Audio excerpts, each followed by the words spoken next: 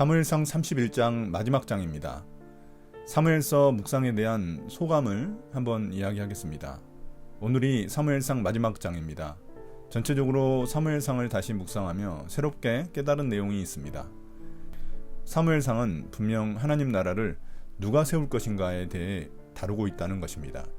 하나님의 꿈이 바로 죄로 인해 무너졌던 하나님 나라를 이 땅에 회복시키시는 것인데, 그것을 세울 사람이 누구인가 하는 점을 보여준다는 것입니다. 사울의 나라는 자기 뜻대로 욕망에 충실하여 죄악으로 점철된 세상인 반면, 다윗의 나라는 실수와 부족함이 여전히 있지만 공의와 긍휼이 넘치는 하나님 중심의 나라를 세울 것이라는 기대감을 갖게 합니다. 세상은 여전히 제국과 천국의 싸움입니다. 사울의 나라가 힘의 논리가 작동하는 제국이라면, 다윗의 나라는 말씀이 작동하는 천국, 즉 하나님 나라의 모형입니다.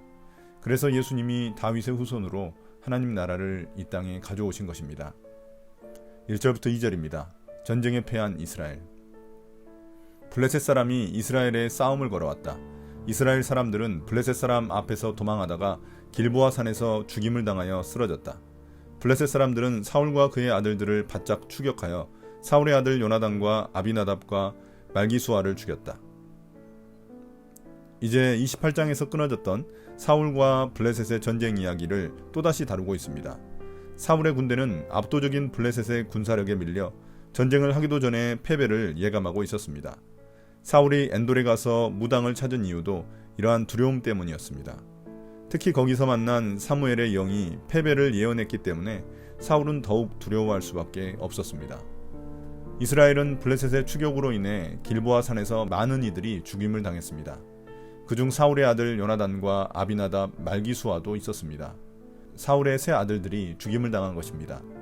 후계자들이 다 죽었기에 사무엘의 말처럼 사울의 왕국이 무너진 것입니다. 이 의미는 이제 새로운 다윗의 왕국이 곧 세워질 것이라는 의미입니다.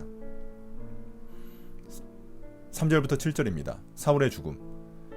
싸움이 치열해지면서 전세가 사울에게 불리해졌다. 활을 쏘는 군인들이 사울을 알아보고 활을 쏘자 그가 화살을 맞고 중상을 입었다. 사울이 자기의 무기 담당 병사에게 명령하였다. 네 칼을 뽑아서 나를 찔러라.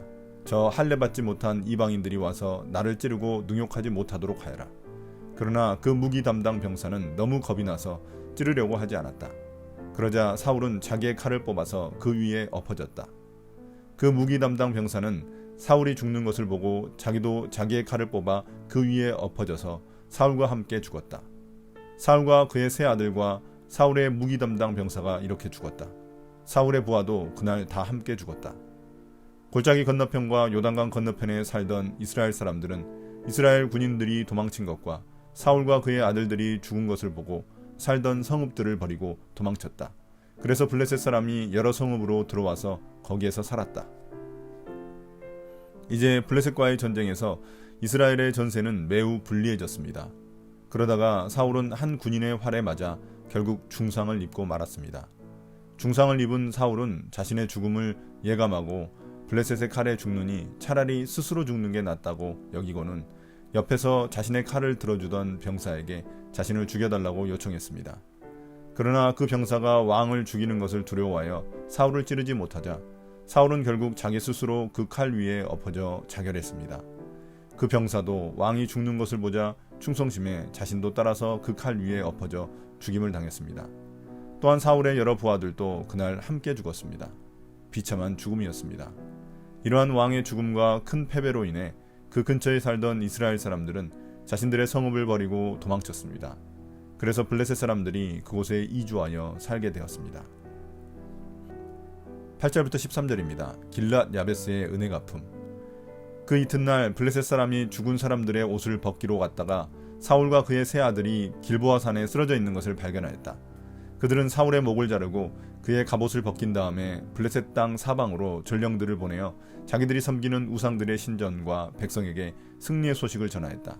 그런 다음에 그들은 사울의 갑옷을 아스타롯의 신전에 보관하고 사울의 죽음은 벳산 성벽에 매달아 두었다. 길랏 야베스의 주민들은 블레셋 사람들이 사울에게 한 일을 전해 들었다. 그래서 그들의 용사들이 모두 나서서 밤새도록 걸어 벳산까지 가서 사울의 죽음과 그 아들들의 시체를 성벽에서 내려가지고 야베스로 돌아와 그 주검을 모두 거기에서 화장하고 그들의 뼈를 거두어다가 야베스에 있는 에셀 나무 아래에 묻고 이레 동안 금식하였다. 이제 그 다음날 블레셋 군인이 죽은 사람들의 옷을 벗기러 왔다가 사울과 그의 세 아들이 길보아 산에 죽어 있는 것을 발견했습니다. 그는 사울의 목을 자르고 갑옷을 벗긴 다음 블레셋 곳곳에 전령을 보내 우상들의 신전과 백성들에게 승리의 소식을 전했습니다. 그 후 그들은 사울의 갑옷을 아스타롯 신전에 보관하고 사울의 주검은 벳산 성벽에 매달아 두었습니다. 자신들의 신이 승리했다는 의미였습니다. 아스타롯은 블레셋이 섬기던 다산의 여신입니다. 그러나 이는 하나님의 패배가 아니라 이스라엘과 사울을 향한 하나님의 심판일 뿐입니다.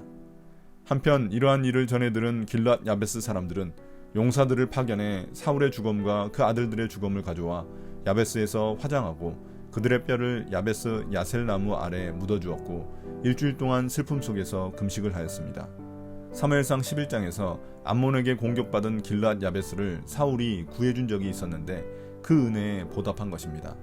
그때까지만 해도 사울은 이스라엘 왕으로서 훌륭한 자질을 보여줬으나 이제는 이처럼 비참한 죽음을 맞이하게 되었다는 것을 암시하기 위함입니다. 오늘의 묵상 포인트입니다. 첫 번째, 하나님은 누구신가? 사울은 하나님이 선택하신 왕이었지만 불순종으로 인해 결국 버림받고 말았습니다. 이처럼 하나님은 우리를 선택하시고 은혜를 베풀어 주시지만 그 부르심에 합당한 책임도 물으십니다. 사울의 이야기는 하나님께 선택받은 자가 어떤 길을 가야 할지를 잘 보여주는 부분입니다. 두 번째, 우리에게 주시는 교훈은 무엇인가? 길랏 야베스 사람들은 사울이 자신들에게 베푼 은혜를 갚으려고 죽음을 무릅쓰고 사울과 그의 아들들의 시체를 찾아왔습니다. 성경은 그들의 행위에 대해 좋은 의미를 부여하고 있습니다. 즉 심판은 하나님께 맡기는 것이고 우리는 어떤 상황에서도 긍휼과 자비를 베푸는 일을 잊어서는 안 됩니다. 오늘의 기도입니다. 주님, 이제 사무엘상을 잘 마쳤습니다. 지금까지 인도해 주셔서 감사합니다. 사울과 다윗의 모습을 비교하며 하나님의 뜻을 분별하게 하시니 감사합니다. 공의와 사랑이 깃든 하나님 나라를 꿈꾸는 다윗과 같은 자가 되도록 인도해 주십시오. 예수님 이름으로 기도드립니다. 아멘.